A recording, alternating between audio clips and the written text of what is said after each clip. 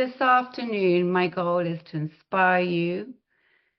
I don't think it's ever been such a challenging time for parents, and parents, whether or not they're living with a child with PANS and PANDAS or just a child growing up in this environment we find ourselves in currently.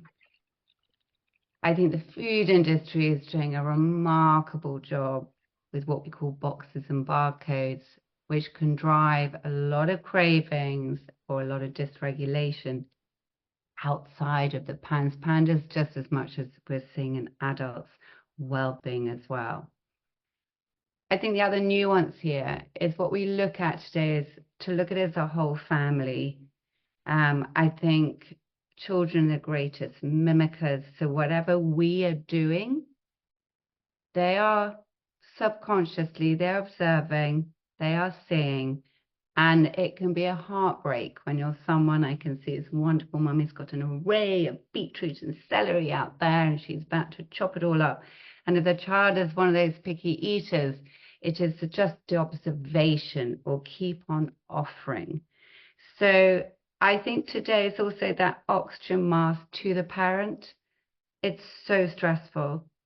And I think what we look at today, the baselines of blood sugar regulation, the nuance of reducing inflammation, and particularly when we come to, if you like, the rule of the plate, the optimal plate, this is for everyone in the family. Because the more we balance and regulate, the less of a cortisol rise, the less drive to inflammation, and that's just as much for your health or any other children in the family.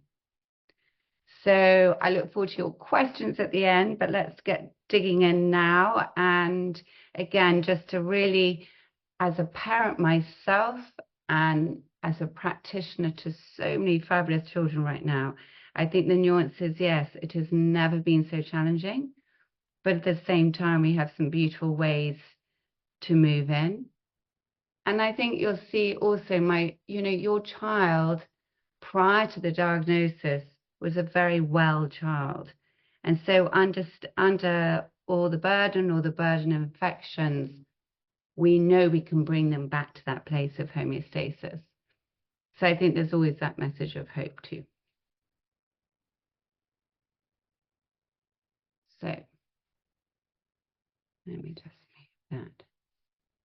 So there are certain foods I just want to begin with. It's thinking of like the fire of inflammation.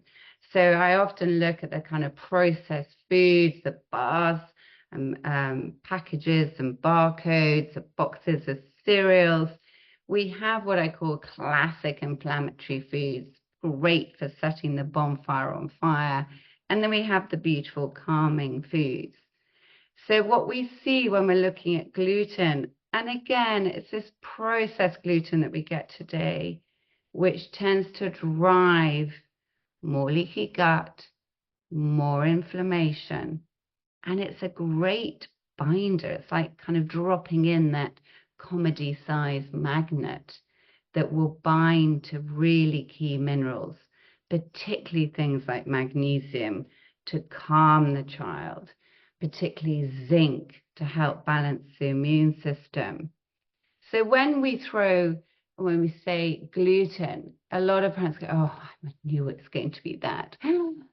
But there really is a why behind it. And I think number one, it's down to our farming and the increased glycophosphates, but also this increase in gluten, the actual protein itself.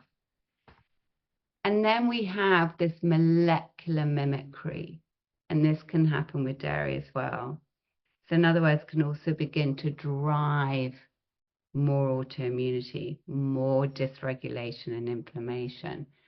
So certainly to start with, it's often the food that I like to take out, but also being very mindful, often these children are the most picky, so they may be the ones who literally live on Weetabix, toast, pasta, breadsticks.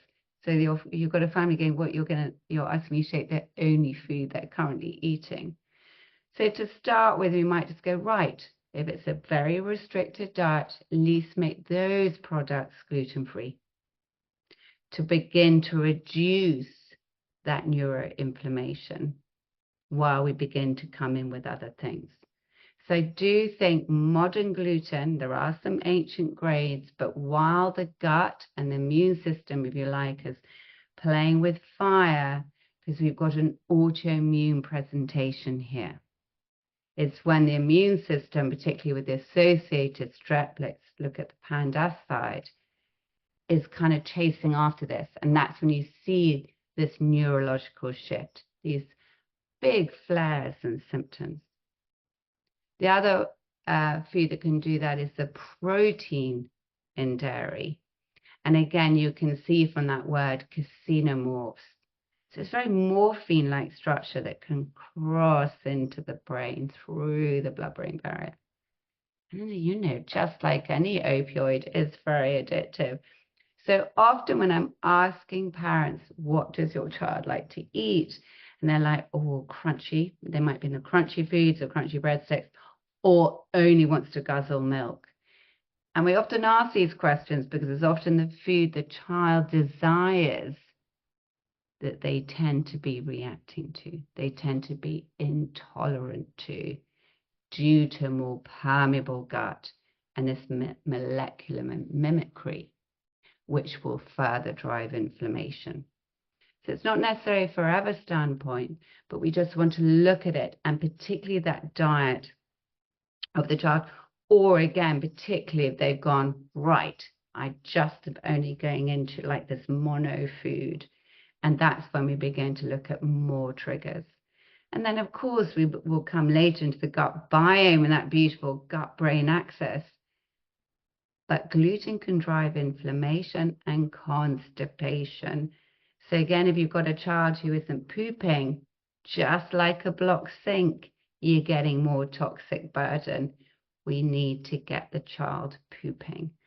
And sometimes it's that gluten that you end up with a child who either looking like they're just passing little rabbit pellets, or they're not pooping, or they're pooping every other day. So we want to consider today what is driving that fire, and then we want to look at what calms. But also understanding that we need to sometimes just do simple swaps. Another area, if you like, adding fuel to the fire is sugar. And again, sugar is highly addictive. There's that wonderful study when you've got mice, and one, they put sugar, and the other, they put cocaine. And everyone always goes, well, it's obviously going to be the cocaine. It's highly addictive. It's always the sugar. Sugar is highly addictive, and it's so hidden in our modern diet. Particularly liquid sugar, you know, boxes of juices. Your child may not drink the obvious carbonated drinks, but the squashes and juices, the cartons of juices, highly sugary, impacting the gut biome. So the health of the gut biome, this garden of microbes that we want to bring into balance for the child. The sugar drives inflammation and dysregulation. And the other thing it can do, particularly on its own, just like if you think of a white bread, the white croissant, the kind of images we have in front of us today, it drives that roller coaster ride. And it's the highs and lows that again can drive further worry, anxiety. Studies will show us sometimes women will have panic attacks and they dash from the supermarket, have a panic attack and think, my goodness, what is wrong with me? I'm suddenly suffering from panic attacks. Anxiety is often linked to blood sugar dysregulation. So if we can stabilize the child's blood sugar with protein, with healthy fats, and remove these spikes, these highs and lows, we get more regulation and less stress within the body, less cortisol in the body, which again is all part of this roller coaster ride. Part of what's going on in the inflamed brain is that beautiful link from the gut to the brain. Now, some of you might have heard about the vagus nerve. Some of you might have heard about, you know, humming and gargling and ways to hack to reduce inflammation through the vagus nerve. And that's why some of the most fun things we can do with children, if they're still allowing, because some they're too sensitive, but they're still cleaning their teeth, or gargling and humming, or just that sense of silliness and play, will bring around that calming of the vagus nerve. And we'll look at this as we go on today, because I think it's some of the key parts of coming to the table, coming to food in a calm way, particularly if the child is anxious about food, or suddenly like certain food groups can't touch. I mean, again, in your questioning, I might understand that a bit more from you as families, but when there's deep sensitivity, either it's just plain pasta, one bit of toast, or you might be able to put some other things, but goodness me, they can't touch on the plate. Or suddenly this child adored bolognese and piles of spinach, and all these textures suddenly just change overnight. But what we want to think here is, again, coming to that meal in a calm way through this vagus nerve, which we'll look at in a bit. But just going back to sugar. And sugar drives those little critters in the gut that we don't want there. If you like, thinking of feeding the naughty party. And that party creates what we call lipopolysaccharides. Well, without getting too much in the science of it, they drive more dysregulation. If you've suddenly got a farty, burpy child, there's not actually one cell in our body that creates gas. But if you've got a child who's really good at farting and they're suddenly like, wow, you're clearing the room here, we know there's more dysbiosis, because it's only pathogenic burden, if you like, the wrong little critters, that will create that type of gas. And I'm not talking about when a child drinks fizzy water in a fast way and has a burp and thinks that's funny. It's not that. It's, you might observe it in the tongue. You might suddenly look, wow, it's a very congested, thick tongue. You might see it through the gas, or you might see it in that distended bloat. Or you might be the one cleaning the loo and you're literally with the scrubbing brush because you've got a very sticky biome, not absorbing fats. Or you might see it because it's like little floating little blobs, like we were talking about the rabbit pellet poops. So we can see a lot from the gut before we even get into stool testing. We can be quiet observers through what they might be craving, through their breath, through observation, what on earth's going on in that loo. And then the other thing that's interesting, and I see this quite a lot, is that slightly giggly child, the one that's bouncing on the bed at night, but it's not just kind of, woo, this is fun, now let's all calm or have a story and go to bed. We're talking about the child who perhaps might have had just simply some fruit at the end of a meal. But because they're already in dysbiosis, and particularly the yeast, you've added sugar to that, and they're almost drunk on their own biome. And that's the child who just loves bouncing on the bed. Or that's the child and my mother goes, no, forget it. They don't sleep anymore. I can't get them to sleep. And that's when we want to begin to think about that, what's going on in the gut, and how do we look at foods that calm.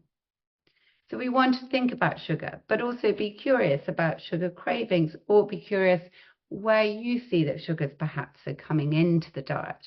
And like I said, the food industry now is very, very clever at hiding sugars, calling all sorts of names.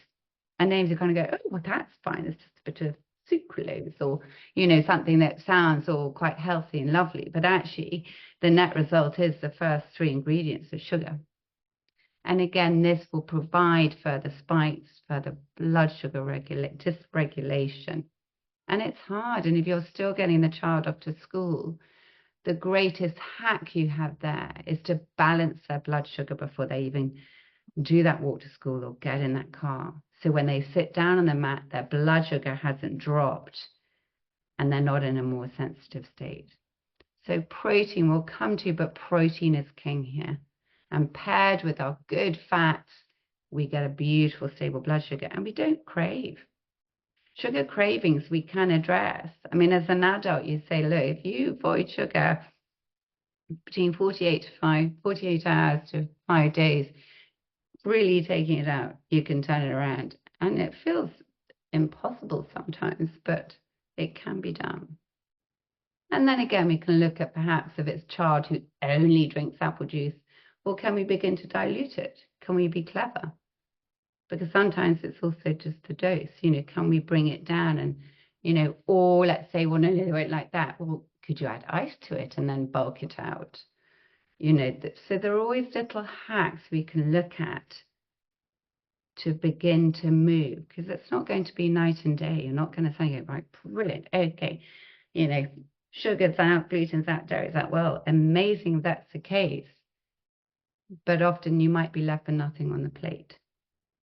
But hydration is key. And while we talk about sugar, juice, squash, anything which is not water or a herbal tea or water with a dash of, fresh lemon or fun herbs is seen as food.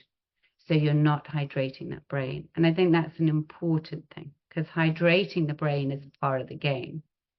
And it's also part of detoxing. And it's also part of motility in the gut. So if there are children who really don't like drinking water, again, we need to think clever ways. Do I begin by reducing the juice? Dilution? Can I make fun herbal teas? Can I pick things like rosemary or mint? I don't know. On the child, it is you who knows, but adding fun, color, just sometimes just some lemon or a little bit of, like I said, fresh mint can liven it up. Or can you make the glass more fun? Can you make the straw, bamboo straw? Ways to enhance hydration. Seed oils, I'm sure you all know, it's some bombarded, highly processed foods. We are beginning to see this. We're seeing this in the media now, suddenly kind of catching up from that wonderful time when we went from cooking. I mean, even the first fast food houses cooked with tallow. And it's when they brought in, if you remember, the Cristo, this kind of corn product. I mean, you have to say corn because it wasn't food. And then this brilliance of extracting from seed oils, which simply drive inflammation. So we want to think, what's by your cooker? What are you cooking with? And the best hack here is ghee. Even going back to, well, can my child have that? They're reacting to, let's say, the caseinomorphs in the dairy protein. The beauty of ghee is clarified butter. There's nothing to react to, but it gives the gut butyrate. What is that? Reduces inflammation, and it takes the heat. So ghee is the perfect fuel for the gut biome because it's anti-inflammatory. And we, away from just the moment of our children, the pandas, we just think of ghee, butyrate, well, that's GLP-1. So just a moment to what is going on in the world of inflammation and weight. It just hopefully might land that actually we can make it within the gut. A healthy gut, healthy balance, enhancing GLP-1 through ghee. Just a little caveat there. But we want to say no to seed oils, and unfortunately refined boxes and barcodes. A lot of the child snacks, crisps, for example, are a fine example of this. That crunchy food, that crunchy, the child wanting crunchy foods and wanting salt. Crisps often like, wow, brilliant, elite crisps, fantastic. But unfortunately, you'll see at least that sunflower oil in there. And if you like what I call the wrong salt. So again, we begin to see what else can we do around that crunchy crisp.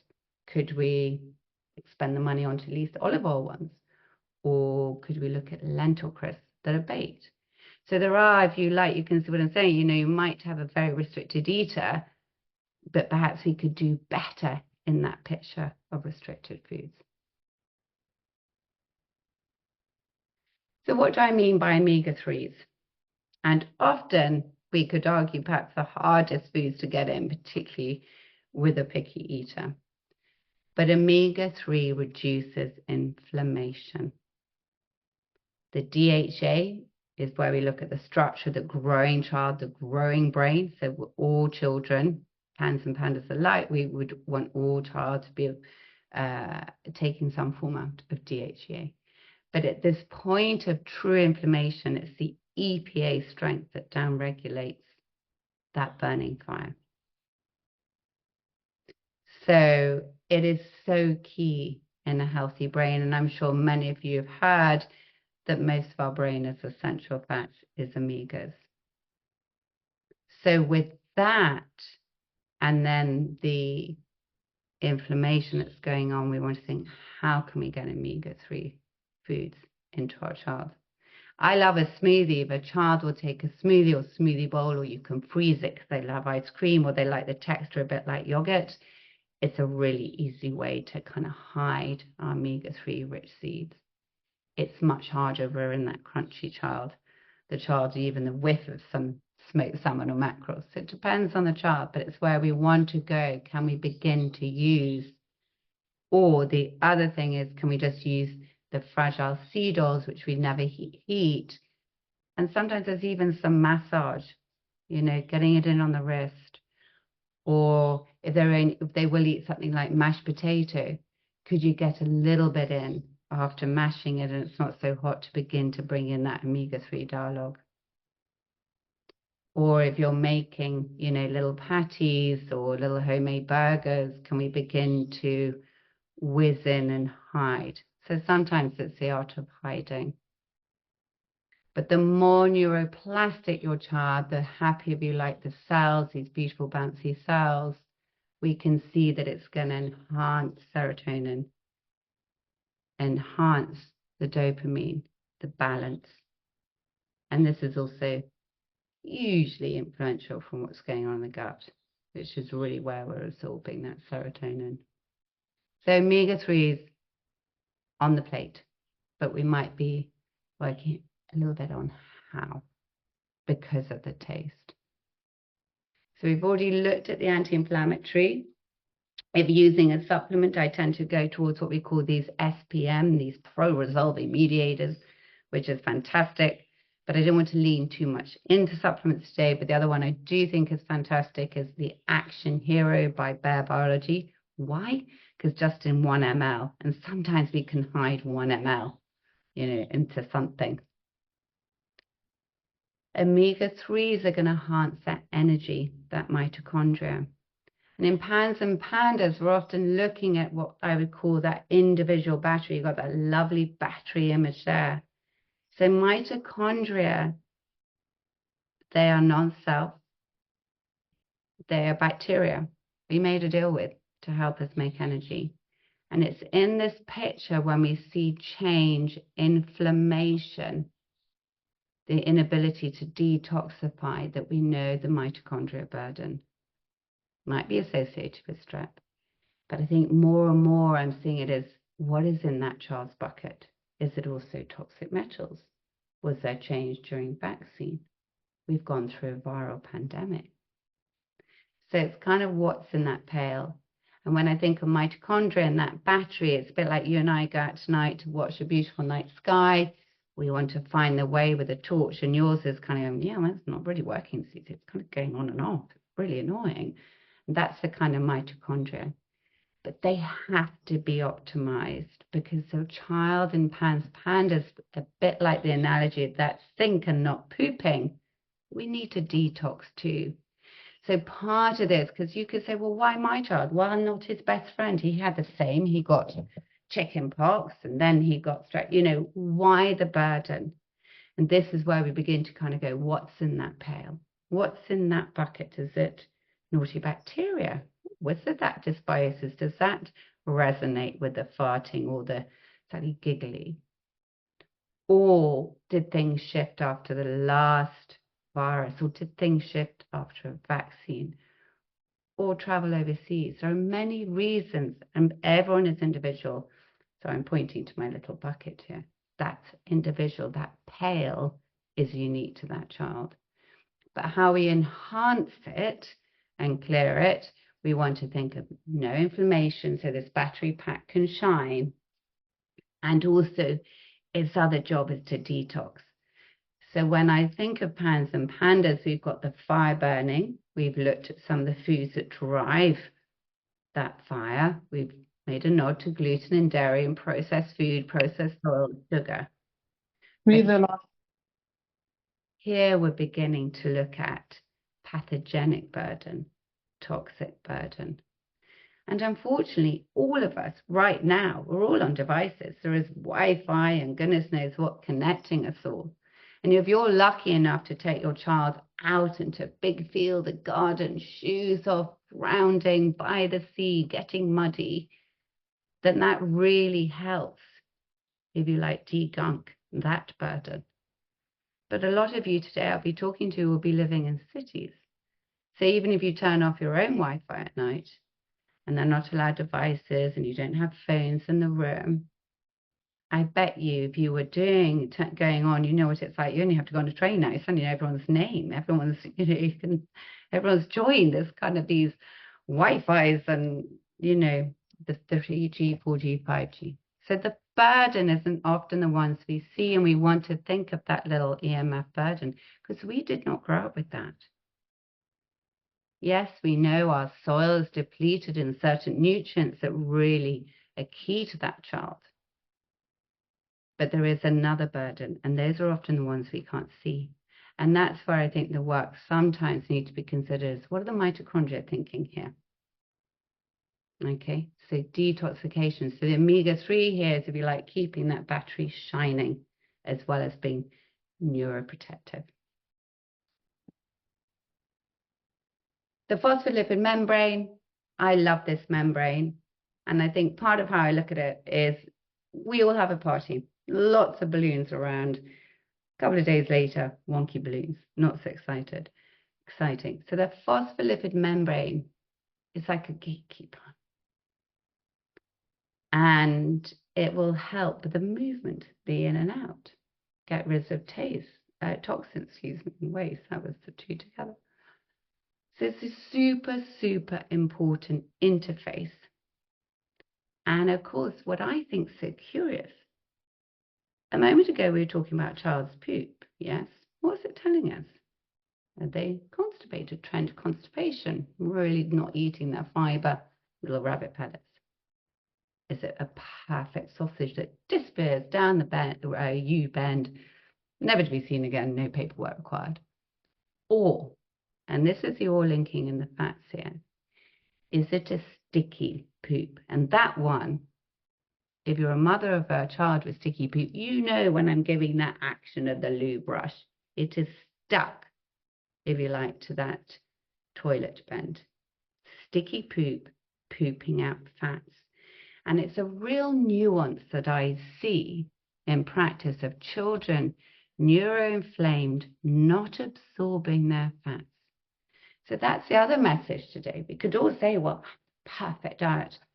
My boy eats all the omegas, all the oily fish, only has, gluten-free oats and quinoa, ton of veg, but there's still neuroinflammation.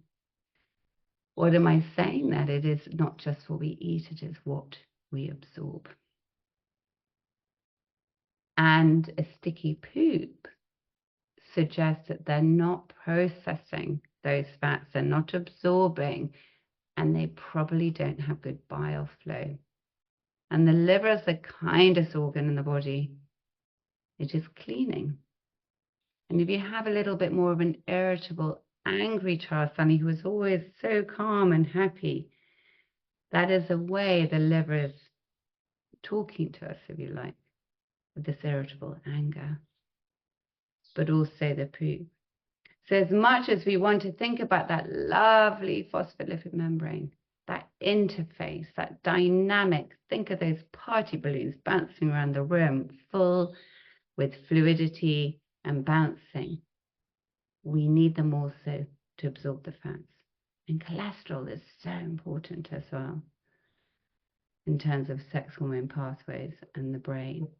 And so I think all part of this, an ability, if you like, going on in the background. So sometimes it's as well adding in some digestive enzymes or enhancing bile flow. And we'll come back to bile because bile means bitters. And I think the modern day diet, we have two tastes, don't we? We're so wired on sugar and salt. Sugar and salt. What happened to sour and bitters? Just interesting. So just going back to the phospholipid membrane, really important. Energy detox, if you like, because it's so severe, we want to think of it, but also in immune regulation. This is key. And I was saying to Vicky earlier, I'm not doing a whole supplement. There is one here I put, which is like the golden liquid, but this is the beautiful 𝘯𝘰𝘵𝑜𝘥 for that very part. Detoxification, membrane, immune regulation. It's not the only one out there, but they are so dedicated to their work, and they're particularly, this has been created for what I call the neuroinflamed, the neuro-challenged child, and I love it. But that was just a caveat. When we think of phospholipid membrane, sorry, I should have put in food here, let's do it now. It is choline, and say eggs. Eggs are amazing. So eggs are tolerated, and eggs, they may not be that child who sits down going, oh my God, scrambled egg, no way. How can we hide? Do we do fun waffles? Do we start turning waffles purple with a pigment, a natural pigment, a Hascat berry, an antioxidant berry? Do we start doing buckwheat pancakes? Nothing to do with wheat, but magnesium. So we want to think of eggs, and then how can we get them into our child in a way that, again, nourishes the brain? So choline is king here, and particularly rich in eggs, and you'll get in animal protein as well.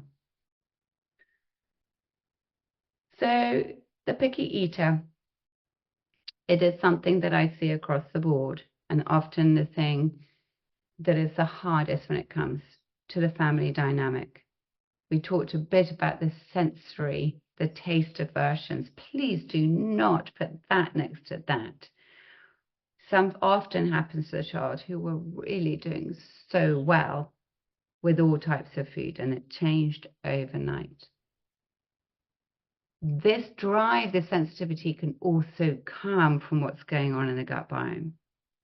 So let's say it is associated with a strep, it's happened after antibiotics. We know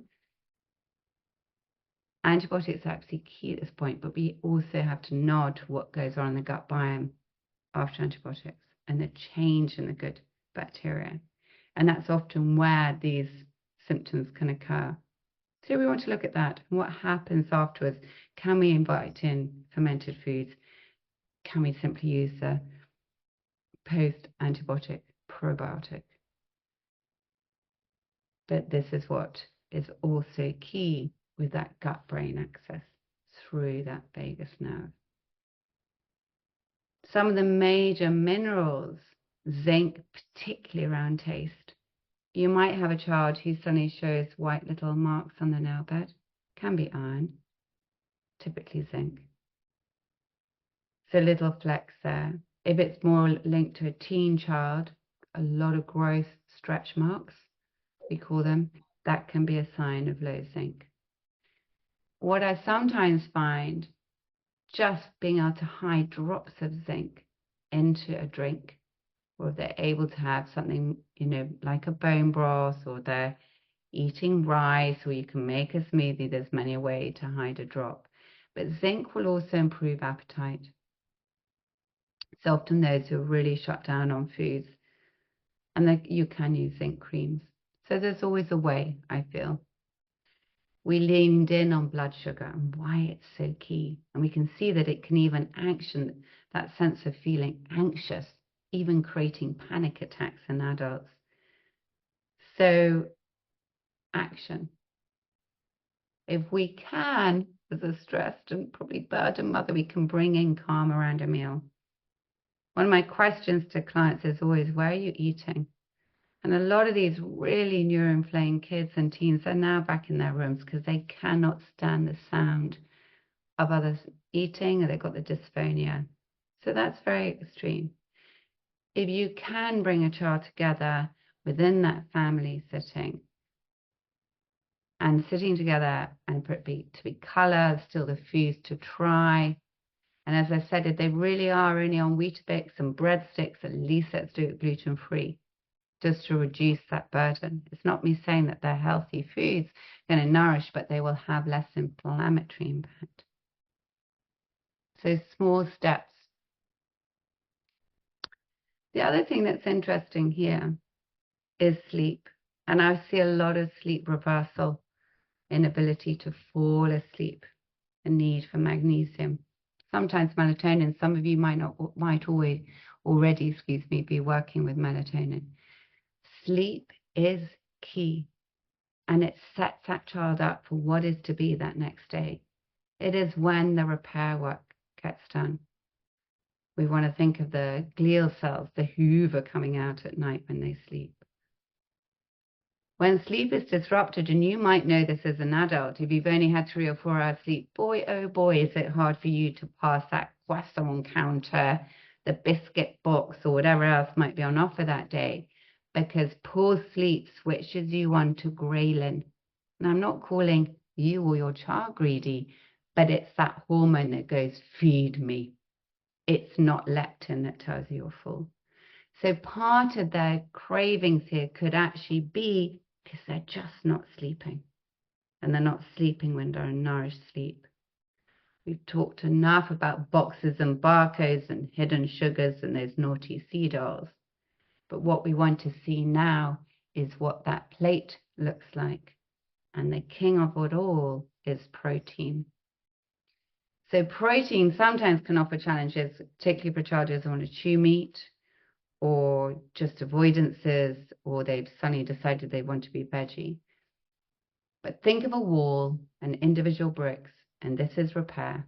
These are your amino acids, but it's also where the neurotransmitters come in, and it's also where the adrenals and thyroid come in.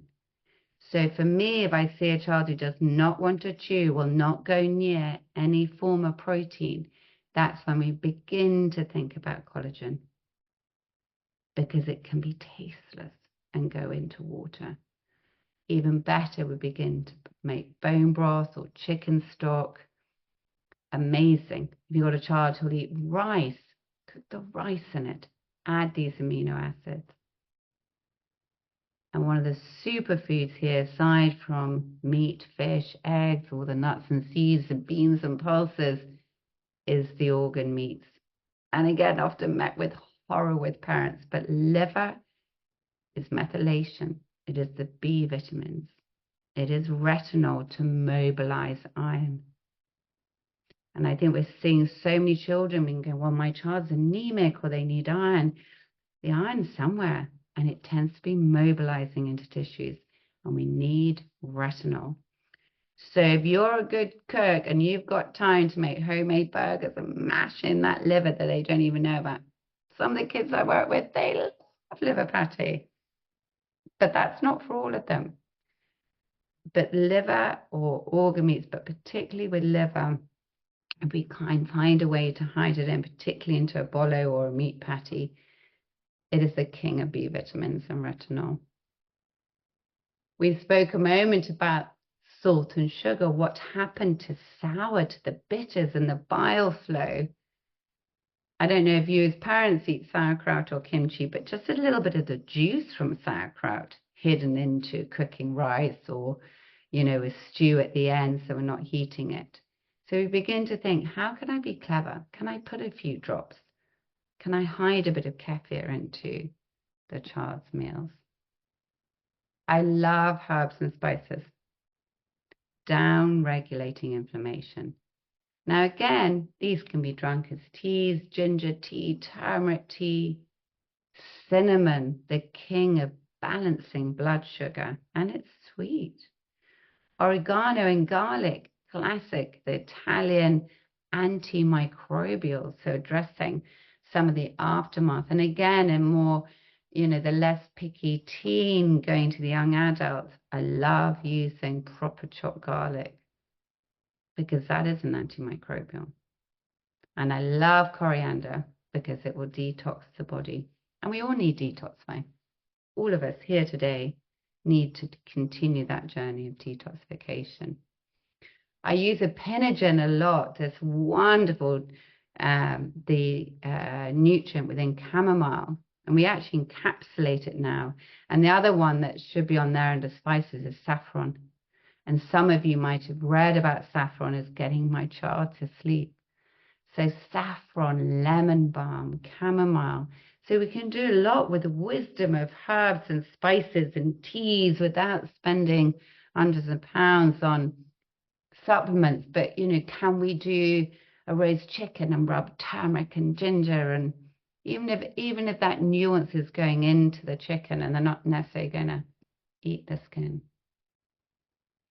The ritual of the parasympathetic nervous system, the coming into calm, the coming into absorbing, being nourished.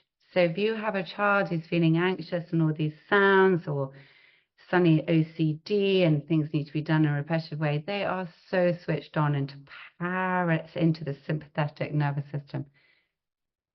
These ideas here to bring the child into the parasympathetic, where the magic of healing and repair happens. Mentioned earlier, just taking the shoes and socks off, grounding, laughter. For me, that exhale tells the body we are safe. And with that exhale, they come more into parasympathetic before they have to go and eat a meal. Then you might find they're less agitated coming to the table. And I'm sure all of you as children have made washing hands fun, and you blow in and see if you can make that wonderful triangle or bubble. That exhale is telling the child that they are safe. So little things like that, just to bring that moment of calm. And then those bedtime magnesium salts. Magnesium is needed to calm. And we can simply play that calming music in the background. No one really needs to know why it's on, but if you've got an agitated, bed jumping, you know, room hopping child, you're going to be quite grateful maybe for some music, if nothing else, just for your own parasympathetic nervous system. So here we have the plate. It's not about perfection. It is about a working towards that plate of color, vibrancy, eating the rainbow. Ideally, it would be half to feed that beautiful gut biome that is in disarray during Pants and Pandas. Why? Vagus nerve, inflammation, possible antibiotics, stress, possible change of sleep patterns. So we want to work on the gut biome. We want to lean towards those good fats. The protein is king. And then can we go towards a gluten-free diet? And those are just some of my favorites there. But buckwheat, if you haven't heard of it, you can get 100% buckwheat noodles, the soba, which we know from Japanese foods, or buckwheat flour, buckwheat grains to make flapjacks. But it is rich in magnesium.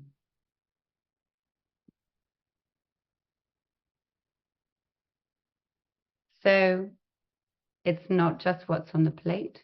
We've looked at how we absorb. The greatest tool is chewing. And some of these children, again, have gone off this whole mechanism and sensitivity. We've looked at the role of food as a powerhouse to heal and nourish, move away from inflammation and dysregulation. And we also have the opportunity, if we want to dig deeper into what I was referring to as that little pail. What's in my child's gut biome? What am I noting? Inflammation, dysregulation, sleep, mood.